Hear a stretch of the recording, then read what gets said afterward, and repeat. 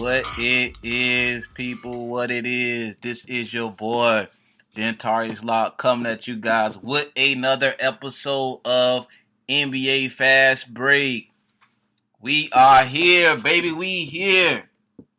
I don't know if y'all already seen too much or after the All-Star weekend, they're just now starting games this past Thursday, so they just got back to playing. But even with the games just now starting, a lot of things were happening behind the scenes of the All-Star weekend. Now, we did love the All-Star weekend. Things were going great with that. They did have a great slam dunk competition, which we're going to touch on in a minute. They did do a great tribute to Kobe. Rest in peace to one of the greatest of all times, 8/24. But it was a great showing. Everybody talked about how their last quarter looked like a damn NBA Finals game looking for a championship. I think it really got tensed when Giannis had blocked LeBron. So when that happened, that played a huge part and brought up the intensity from every player. Even with Team LeBron being behind, they still got the 24 points that they needed before Team Giannis did. So that was great. We really, like I said, at the end, I believe Team Giannis, they end up going, not Team Giannis, Team LeBron, they end up winning, I think, $400,000 in charity. So that was really cool, man. Much appreciated. And then obviously Giannis charity did win $100,000 as well. They won a quarter, so they got $100K. So both charities won, both teams won. It was a great cause for it, and a lot of people loved it. But let's talk about the slam dunk competition. This competition was just, how can I put this? This competition was crazy. It went back and forth. First of all, let me get this out the way first. I don't know why Dwight Howard got into the competition. Like, seriously. Because my thing is, why would you come back? You already did the Superman. You already did what you did. Your passage there. He was good. I mean, Dwight Howard was pretty solid, but he made a quick exit. Big time. A very quick exit. So, but it seemed like when it came down between Derrick Jones and Eric Gordon, it was a battle for Florida teams. That was something that Miami versus Orlando, like, come on, man. Like, if you are from Florida, you know about the UCF, USF, FSU, UF, these rivals. They just intense the rivalry in this slam dunk competition, and they had the rivalry in Chicago. Like, what were they trying to do with that? That was something that was very, very huge. So, but between Derrick Jones and Eric Gordon, and then on top of that, what made it even more intense is the fact they brought UCF's former basketball player, Mr. 7'5" or 7'6", Taco Fall out there, and Eric Gordon dunked on him. So this slam dunk competition, oh my goodness, to me, the more I think about it, Aaron Gordon was robbed. Period. He got robbed. Period. That's just what happened. He won the slam dunk competition. Like, honestly, I'm thinking D Wade is a former Heat. Did have something to do with that. One of those nines that were for Aaron Gordon. Like, I honestly thought that dunk put it to rest. But we've seen so many different dunks over the years. It would be hard to judge, like, which dunks were the best. Because to me, I felt like the judges were being too, they weren't judging, like, fairly. Like, they were just giving 10s out to every dunk. Like, I'm like, damn, like, not every dunk is a 10. You know what I'm saying? So, but it was a very, very intense slam dunk competition. I honestly felt like Aaron Gordon did win, not because I'm a Magic fan. I just think that he won. My thing is, when it came to that dunk, after he dunked over Taco, like, dude, like, he makes Shaq look like a regular person if he stands next to him. Like, how do you not let him win that competition? Like, That doesn't make any sense. So, but it was, like I said, it was a fun slam dunk contest. It was probably one of the best ones we've seen in a long time. So, Derrick Jones, he did win. And it's crazy because not only did he win, but Bam also won a competition out there as well. So it was like a great weekend for Miami. Mind you, it was back in D Wade's hometown. So that was just something that was kind of, weird to me. But, hey, that's neither here nor there. Congrats to Derrick Jones for winning that. But I definitely need the Magic to beat the Heat a few times this year just for that. Because, come on, that is something that is going to haunt Aaron Gordon. Because this is the second time that he's been in a very, very good slam dunk competition. And he loses. Like, somebody said that they actually thought they seen him actually crying. I don't think he was crying, but he was pissed off about it. I did see a couple shows the very next day. They were talking about how he definitely got robbed. And the crazy part about it is everybody thought that. D Wade went on the show after talking about, well, he feels as if, it had to be ended some kind of way. So I felt like D Wade purposely gave him that 9 so he doesn't get a perfect score so it can be over with. So, and I think the judges all talked together about the numbers that they're going to present. So, for one, it was entirely too many 50s. That's the first thing. Like I said, it was entirely too many 50s. 2, when you have a person that used to play for that team as a judge, don't you think he's going to want him to win? Like, yeah. So, like I said, at the end of the day, I personally feel like they kind of gave it to Derrick Jones. But it was like I said, it was a very good competition. And All-Star Weekend was great, man. I mean, I love those weekends because you bring all the stars around, then you bring a few celebrities, and it's really cool. I really thought that, Chicago was a great place for them to have it. And like I said, they honored Kobe very, very well with that. And D Wade, like I said, the way he went about it is like he was in the perfect place at home. Then he got 2 Miami Heat players win competitions. Now, sticking to D Wade, today his jersey was actually retired. Dwayne Wade, I mean, he is one of the greatest Heats of all time. I have to say this. Pat Riley is one of the greatest all-time NBA players, coaches, front office men ever. I mean, he put a great team together, and he put a team around D Wade twice. We do talk about the fact that Dwayne Wade did team up with Chris Bosh and LeBron, and they went on that run after they lost to Dallas. But at the same time, he did team up with Shaq, and they got a championship. So D Wade is one of the greatest players of all time, not just one of the greatest Heat players. So with him, it's well deserved, big time. Now, like I said, I think that he did sign with the Ning, I believe so. So he's with them for the long term. But this dude was like one of the greatest players of all time, averaging 22 points a game right now, a 13-time All-Star. So you're talking about somebody that did everything. Played the point guard and shooting guard position. I do remember years back when he was on that hot streak. I forgot what game it was. He was talking to his hand during the game every shot he made. So I thought that was really cool. And that's a memory that will always route me with D Wade playing. Especially when the fact that they put it in NBA that same year, the NBA game, they put it in 2K the following year. So that was something that was really cool. And Dwayne Wade is just one of those players, like, he's going to be one of the Hall of Famers. He would definitely be first ballot. As soon as they get a chance to vote him in, they will.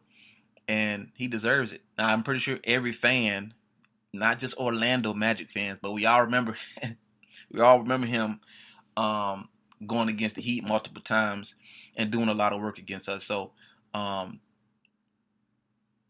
Dwayne Wade is a hell of a player and has always been.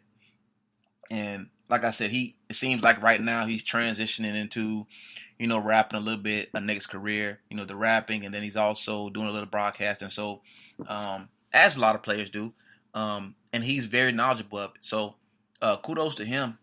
He definitely, like I said, definitely deserves it. And there'll be more about D Wade moving forward because he's been an outstanding player and outstanding person in this world.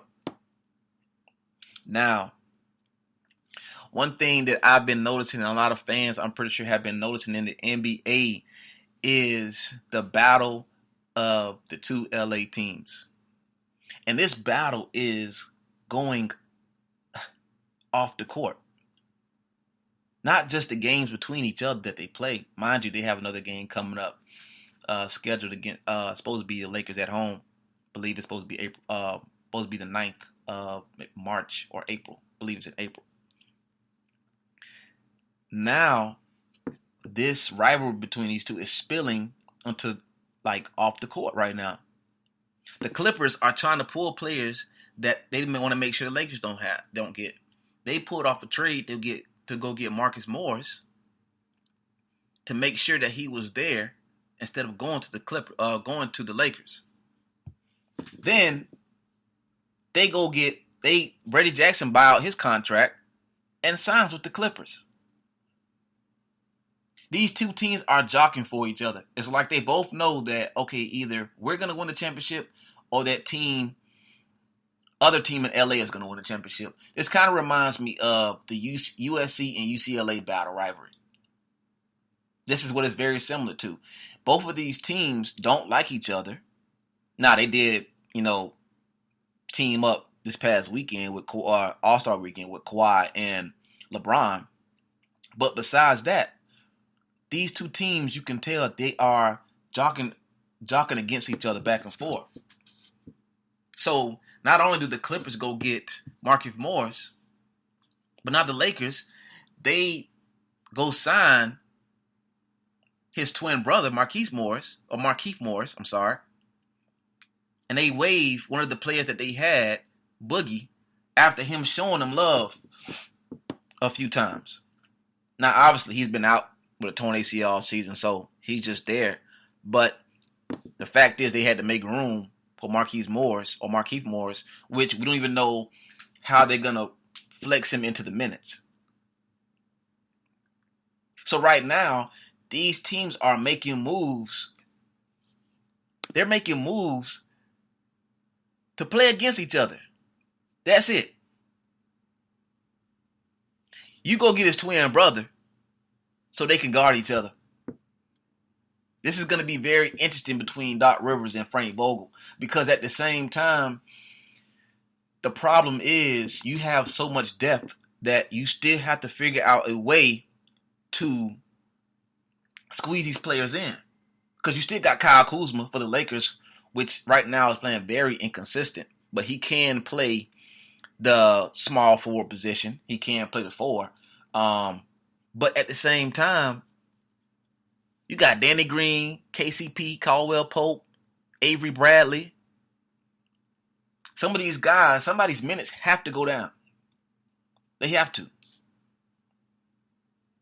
AD isn't going anywhere. LeBron isn't going anywhere. Now, you already have so many big men with JaVale McGee and Dwight Howard. So, but it seems like these two teams are grabbing anybody they can just to prepare for the NBA West Conference Finals against each other at some point. That's what makes these moves so interesting. So, we do have a few teams in the West that can be talking about that can make some big moves, make it very interesting. They can take maybe one of these teams to 5 games or 6 games in the series. But I don't see another team in the West right now that's going to fight these two to get to the West Conference Finals. So right now, they're making moves, as I said before, to make sure that the other team does not get that player. The deciding difference between this is going to be how the big men play for the Lakers. AD, JaVale McGee, and Dwight Howard. Because that's where they're strong. That's where their strong point is. Kuzma's going to be a big guy too. But right now, I think his minutes are going to start to change. Also, let's not forget they got Rondo as well. So both of these teams are deep, but now it's going to come to their strengths and coaching. Both are defensive-minded teams. I mean, look at who they have. Danny Green is a defensive player. LeBron is playing very well in defense. AD. Then on the Clippers, we still talking about a dog and Patrick Beverley. You still have Kawhi Leonard, Paul George. So with this team, both of them, they're going to be this is going to be a very, very coaching deciding game or deciding series. And to be honest, this is going to be one of the most exciting, I believe at some point, maybe 10, 15, 20, 30 years from now, maybe even 40, 50, we're going to see a 30 for 30 made between these two teams. All they did was just make the competition in LA a lot more interesting. Now you have another rivalry in California right now. Like I said, we already got USC, UCLA. We already got those. And now you got the Clippers and you got the Lakers. This is going to be something that's going to stick for a while, even when LeBron leaves. I was talking to a couple of my friends, and apparently looking at a couple news articles and what Giannis has been saying, Giannis Antetokounmpo, he wouldn't mind moving to LA to play with his brothers. Now, if that's true, one of them plays for the Lakers right now. So if that's the case, then maybe we do see Giannis in the purple and gold. Now, he's on a contract for a couple of years. But maybe sometime in the future, there's a possibility that we do see Giannis join forces with AD. But if he go to the Clippers, that'll make it even more interesting. So these LA just made it a lot more interesting with what they did. And the fact that, like I said, they kind of went about moving Boogie Cousins to pick up Markieff Morris. Now like I said, he was playing recently with the Pistons, but the Pistons right now look like they're rebuilding, so we don't know what they really got going on right now. So the fact that he got his buyout and then moved straight to the Lakers, I ain't gonna lie, I'm thinking that he called his brother and he said, "Oh yeah, so you already in LA? All right, cool. I'm about to move to LA." That's what it seemed like. Almost close to playing on the same team. But this makes now the brotherly love thing. Now both of these guys are going to be jockeying. It seems like one of them is going to leave, or one of them are going to leave this year with an NBA championship. We don't know which one, but both have great players on their teams. And like I said, the series between these two is going to be one to watch. Another person that has been playing outstanding right now, which is expected, is Zion Williamson. Now, I want to talk about Zion because obviously he was a number one pick. He had so many expectations. But with him sitting out for so long and the Pelicans having the team that they had, now to add him into this mixture, this team does not look bad at all. This team looks very, very good. And not just for now. Not just for right now. This team with Lonzo Ball, who looks like a totally different player since he left LA. And Brandon Ingram. Josh Hart, Derek Favors, Jackson Hayes. This team has a lot of pieces onto it. And adding on Zion is a huge, huge plus. Now, if he didn't start the season for so late, it may be a stretch for me to say this, but there's a possibility that he can be in the running for Rookie of the Year with Ja Morant, who I think has it locked up already, how he's playing, because he's playing outstanding. The only rookie with a triple-double right now. But the way Zion looks right now, he looks like he can be the future of the NBA. Now, that's very, very hard to say with the Trae Young, the Luka in here. Still, Giannis still coming into his own. There's a lot of players. But Zion is looking amazing right now. The things that he's doing, he's looking very, very good. He's looking like he's worth that draft pick. And he's only 19. Dude's not even 20 yet. He's averaging 22 points a game right now. So he's getting into a groove. Last 10 games he's averaged 7 rebounds. So he's a very huge piece for this team. I last checked, and I have to double check just to make sure. But if I'm not mistaken, the Pelicans are on their way to get in the playoffs right now. They're trying to find a way in there. Now, right now, they're a couple games out, but they have the chance, they have the team, they have the young players around them to get there. One of my friends was telling me about how he's a Laker fan. Shout out to Derek. And Hansford. He loves the Lakers. And they had Lonzo Ball, last year. He was just saying, I'm gonna ride with Lonzo Ball and all this. And I was saying, you know what? I don't know if he's gonna be a great player when he gets to NO, like what to expect from him. This dude is playing out of his mind right now. He looks like a totally different player now that he's gotten away from LA and his dad. So to me, with Lonzo playing like that, Drew Holiday is playing very well. JJ Redick is always a sharp shooter. Josh Hart is turning into a sharp shooter. They have the pieces, and now they just added the Hawk, basically. He seems like a bigger Russell Westbrook to me. I say that because he seems like he's always giving 100% energy. That is like an Energizer bunny.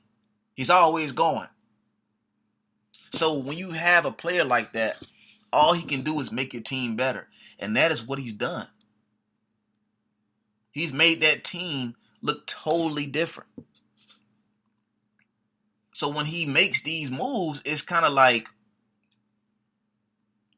this is the draft pick right here. Just knowing the fact that he is playing this well, this was a great move for the Pelicans.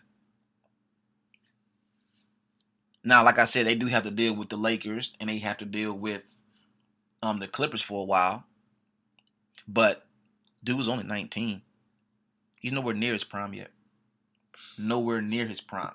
He's gonna play. He's gonna be crazy good. Now, the question is, who do you want to build your team around if you had to pick? I was asked before. Luka, Zion, or Trae Young, or Ja Morant? This is a tough question because you got 4 players right now who can really take over the league and eventually be MVP possibility and be in the MVP conversation at one point. For me, I'm going to build around Luka. Now, Zion is great. Trae Young is great. Ja Morant is great. But Luka is one of a kind to me right now. About 6'7". He can create his own shot. The one thing that I would fix with him over time, or he's gonna fix, is defense. But outside of that, this dude has it all. So if you have a player like him to build around who can move from the 1 all the way to the 5, how could you not build around this person? How could you not? And he's only 20, 21. in the MVP conversation. So when you have, like I said, a player like that, him and Porzingis are making big differences for this Mavericks team. But he is the sole piece for this team right now. Like, he's doing everything for them. Like, right now he's averaging almost 10 rebounds a game, 8 assists, and 29, almost 30 points a game. Like, this dude is a monster.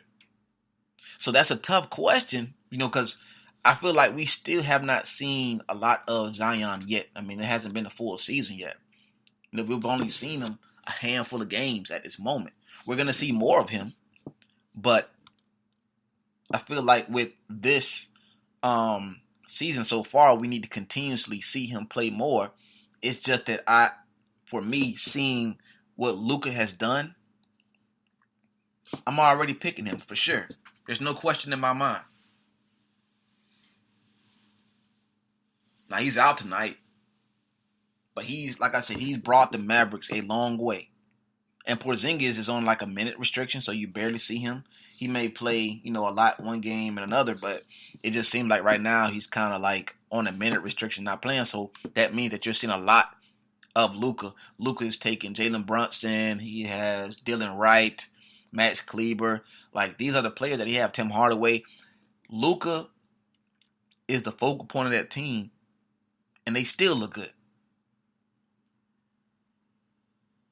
So that tells me all I need to know about having him as a player on my team to build around.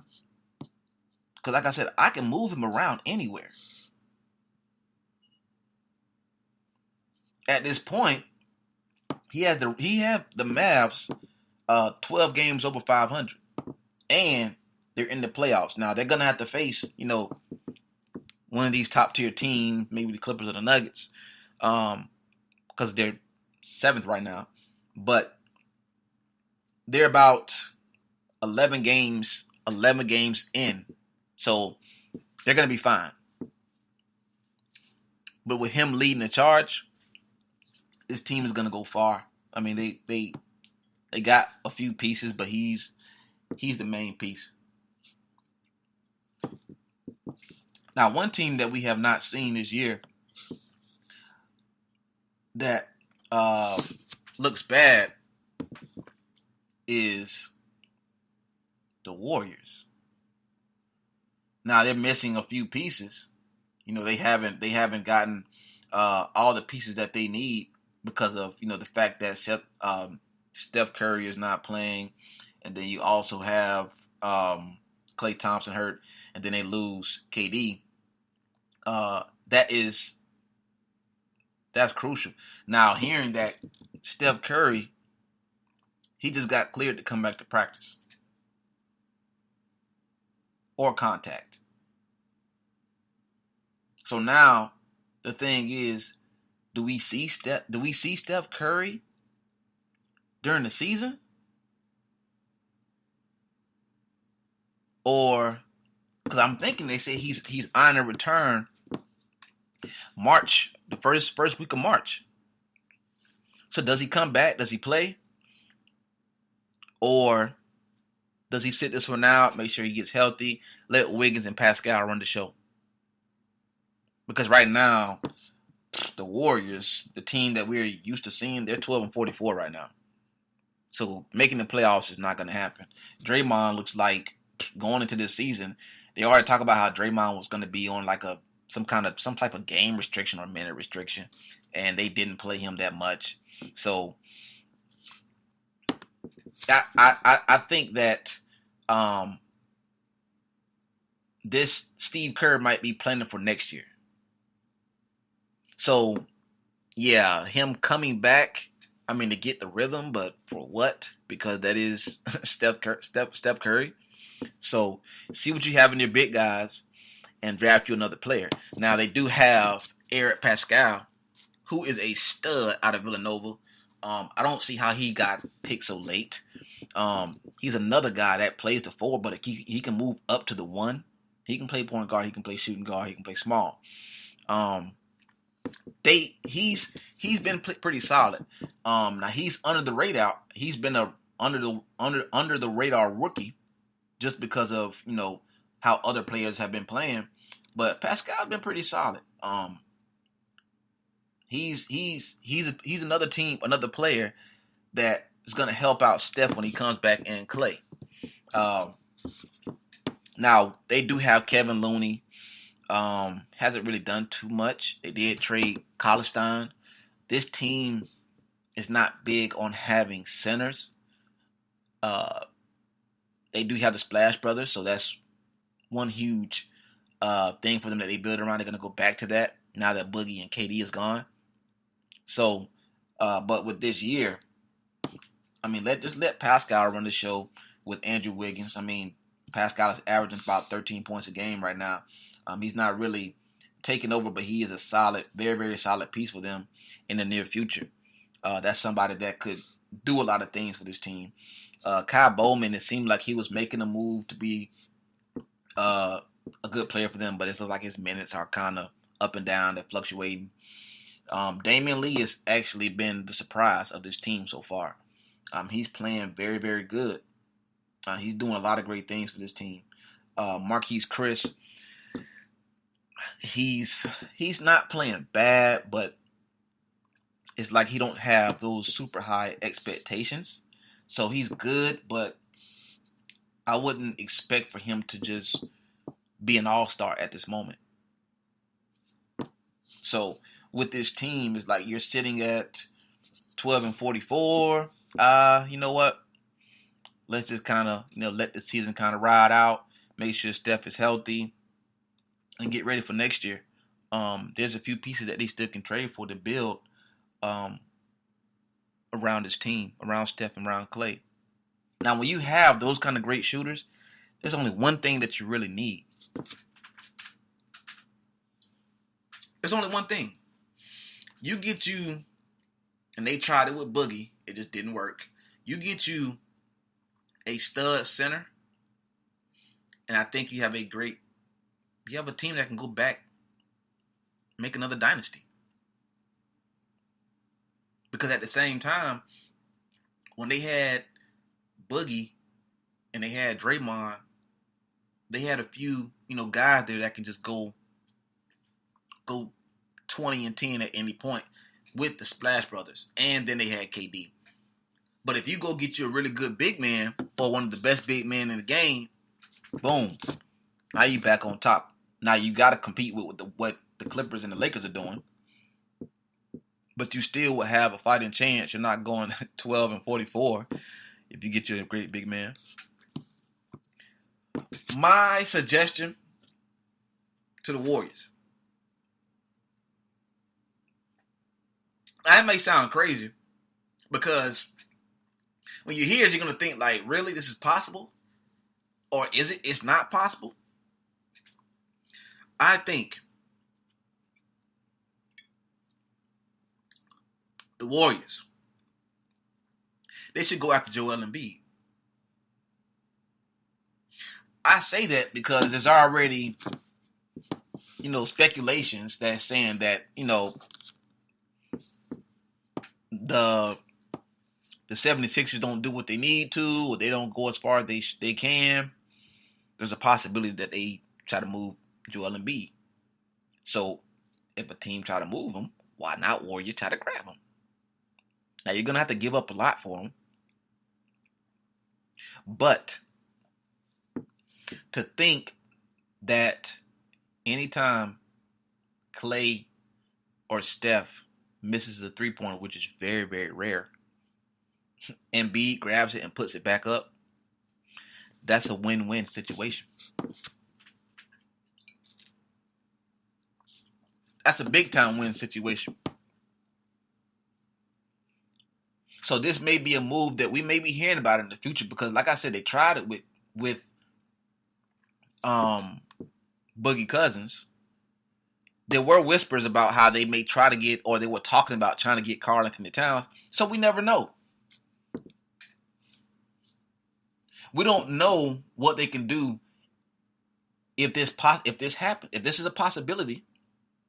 Now, I do think that Draymond would be a trade option. He's a person that they might consider trading. I mean, honestly, Draymond is a great player. I think he's very good, but I his emotions get the best of him a lot, just like Marquise Chris. So you can use that as trade bait, and he probably fits the 76ers a lot better than he would fit with the Golden State Warriors with Ben Simmons, with Dibula they have over there and Tobias. So this is just something that they can possibly do. I mean, I'm not saying they will, but why not think about it? You get Joel Embiid to go out west with the Splash Brothers. All that mean is greatness occurring. So understand that when that chance do rise, or we do see, okay, well, you know what, 76ers are looking to move Joel Embiid, I guarantee you one of the teams that will be talking about it is the Golden State Warriors. Because if you get him, we're not just talking about the Lakers and the Clippers anymore. Now we're back talking about the Warriors. Because they have the chance to get back to where they were, get back to the winning ways. Another thing that is starting to have me thinking a lot about, and this dude, I don't know what is going on with him. He is and can be one of the greatest players to ever touch a basketball. Kyrie Irving situation. Kyrie, who I had on my fantasy league, but now I have to release him because of this news. He's going to miss the rest of the season having a shoulder surgery. Kyrie is one of the most emotional players I have ever watched or heard of. Like, everywhere he's went, he's been emotional. Everywhere he's went, you hear this guy doesn't want to travel with the team, or he doesn't want to be around the team that much, or there's times where Kyrie will go days and days without speaking to somebody, or stop. He won't speak to none of the teammates. Like, the whole thing in Boston is the fact that at first he wanted to be there, and then he goes back and say, well, he doesn't want to be there. This guy's up and down. He wanted his own team. He got a chance with it because that's what he said in Cleveland. He goes to get his own team in Boston, and then he changes his mind and he doesn't want to be there either. I'm starting to feel like he has something against LeBron. And the reason why is because you go team up with the guy that wants to beat LeBron at all times, and that is Kevin Durant. We know that Kevin Durant is always in his feelings about everything. And he has to be, because this dude never brushes his hair. Never. Everything that happens with Kevin Durant, he always responds. So you're telling me that you're gonna go team up with a guy that already has emotional problems? Not emotional problems, but it's always in his feelings, as we say. This is going to be very interesting how this turns out. But the fact that he's out for the season, how bad is this injury? First, you go be elected the VP of the NBA Players Association, which, honestly, I don't know if that was a great idea. But, hey, I'm not the person to decide that. They picked a guy to be the VP of the NBA Players Association that misses practice or misses games just because he's not feeling well. Can you imagine what this guy's going to do when it's time to make serious decisions or have serious meetings? This does not sound good. Now, the question is Kyrie a Hall of Famer? Kyrie can be a Hall of Famer. I'm thinking in my mind right now that Kyrie, the way he's played, the things that he's done, the NBA Finals he's been to. Kyrie has everything to be a Hall of Famer. But I was hearing a comparison that him being hurt and the different things that he's doing, they're comparing him to Deron Williams. And the reason why is because Deron Williams, as a lot of us call him, he had an outstanding career for a while. Then he gets hurt and he falls off the map. Do we hear, is that going to happen with Kyrie? He's averaging 26 a game, 27 a game right now, this season. But do we hear from him? Do injuries hurt him like they did Grant Hill? Like they did Deron Williams? He can be a Hall of Famer, but with so much potential, he's only 27, right? He's barely scratched the surface as well. Do we continuously see more from Kyrie? Or is this possibly the best that we see of Kyrie? Switching teams every now and then, not only that, he does have to team up with Kevin Durant, which is what we're going to see next year. So for me, I like Kyrie. I like his game.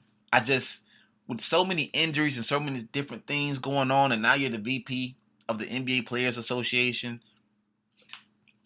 what do we expect from him?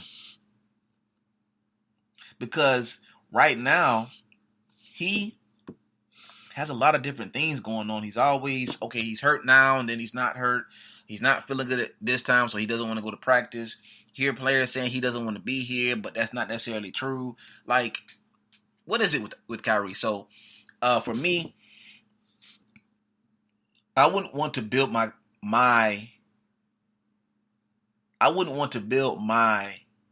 franchise around him. Because with him always being injured is always something. Hearing that it was always through college as well, I don't want to hear, I build my franchise around this guy and then he's not feeling like he's injured or he doesn't want to be at practice or whatever, just some other stuff that doesn't have anything to do with NBA. So for me, Kyrie, bro, a great player. Think he can be. Like I said, I think right now he's made tons of money. He's already been in a movie. Did sign a big contract with Boston. I think he's a Hall of Famer right now, but it's just going to be interesting to see what happens with moving forward. I mean, because right now, there was a point in time where people felt as if Kyrie was a top 10 player in the league. Now, what do we think of him? He's a great player still, but when you can't be on the court, that's not helping. The quote says, "The best ability is availability." That says it all. That says everything. The best ability is availability. Now, I want to touch on my Orlando Magic. And I won't touch on just them. I'll just touch on the fact that with maybe 2 or 3 months left going on in the season, we're going to see these, season is going to start to pan out. And we're going to see teams that make the playoffs. The Magic are 8th right now with a 24-32 record. Wizards are 9th. They're 20-34. I don't see any other teams doing anything. I mean, the Pistons not doing anything. The Knicks are not doing anything. The Hawks, now they're just hearing the news about Capella, who's going to be out for a while. I don't think he's going to help them make that big of a climb. So the Cavs, they're not doing anything. The Magic need to find a way to get to the next round of the playoffs. Now, like I said, this right now you're 8th. You're planning on right now. You're playing to play the Greek Freak the first round. Him, Brook Lopez, Chris Middleton, Eric Bledsoe, and all those guys. They're 47-8 right now too, by the way. So there's a lot of different things that can happen, within these next few months. But there's not going to be a huge difference in the top of the East. I mean, like I said, you got the Bucks who are 6 games ahead of the Raptors, and then you got the Celtics sitting at 39, third with 39, and then you do have the Heat with 35 games. So you're not going to see a huge shakeup there. But between 76ers, Pacers, Nets, and Magic, you can possibly see the Pacers fall to 8. The Magic move up to 5, or any of this can happen. But it does take the last 20-some games, 20, 30-some games. Injuries, staying healthy, that's very important right now. Because at this moment, all it takes, and with them hearing the news about Kyrie, this is a chance for the Magic to move up a slot. I mean, they do have Dinwiddie, they do have Karis LeVert, they do have Jared Allen, who's a monster. But with one game out, or one game behind them sitting at 7th, I believe the Magic, I'm almost positive that they have to play them before the season is over a couple times. So with that being said, your opportunity to move up, they actually play them on Monday. So now you can even the score with this team and move up to 7 instead of being at 8. The East is up and down. You have the 2 top 3 or 4 teams that are going to be very good, and then you have the bottom tier teams who are below 500, and they're only making it because they're taking 8 teams to the playoffs. This is not good, especially for the East. This is what the East looked without LeBron. And now that they have Giannis, who kind of somewhat took LeBron's spot on how he's taken Milwaukee, there's a possibility, as I said earlier, that we may see the Greek Freak go west. So with these bold predictions, like I said, for me, my bold prediction is that the Magic actually find a way. They'll actually find a way to get the 6th spot. That's what I'm thinking right now. They're going to end up playing the Celtics in the first round. Right now, they're about maybe 6 or 7 games out. So, guys, I come on, Vooch. Come on, Markelle Fultz. Come on, Steve Clifford. Come on, MCW. I need you guys to step it up and get it done. But this team is somewhat solid. But this team goes as Vucevic go. Now, my question is, with Vooch and Mo Bamba on the team, what do you do in a couple years? I have this mindset, right, that what the team do for years is affected by one front office decision that you make. Let's say that 2020 you draft a player that is not going to help your team. Therefore, your team is going to be messed up for the next 5 to 10 years. That's my thought process. I go to say this. 2018, Orlando Magic drafted Mo Bamba out of Texas, while still having Nikola Vucevic, under contract for another year. So now you have an all-star on your team, right? Where you were considering, you didn't know for sure if you were going to bring him back, whatever you want to say. You had an all-star on your team, and you drafted another center at that same spot at pick 5. What sense does that make? So now you're in a situation where, okay, you pay Vooch, and now your 5th pick is barely getting 15 minutes a game. That doesn't mean that he's not good at all. He's barely getting on the court.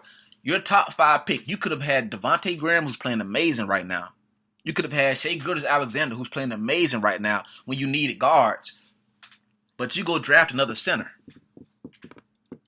So now, because of that business front office decision that you've made, when it's time for Mo Bamba to get paid, what do? Do you let him go? Do you trade him? Do you re-sign him? Because at the same time, if you do let him go, you just let go something that you've invested, one of your top priority, what you've invested into, your number 5 pick. You let that investment go. Mind you, around that time, Booch is going to be maybe 31, 32, 33, asking for another deal. So I say that to say, that pick that you made in 2018 is going to affect everything else that you do for 2019, 2020, 2021, 2022, 2023. That's how important that pick was. We can talk about, well, we didn't know. They didn't know if they were going to keep Vooch. They didn't know if he was going to come back. They can say all of that. But at the time when you made the draft pick, you had him under a deal.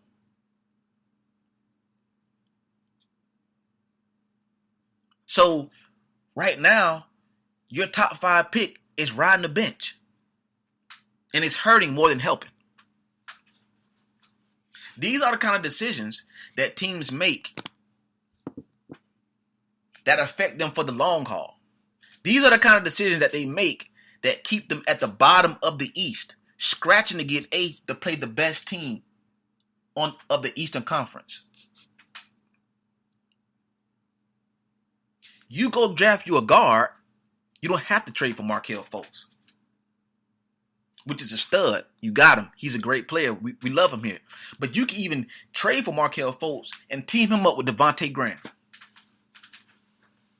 or Shai Gilgeous-Alexander.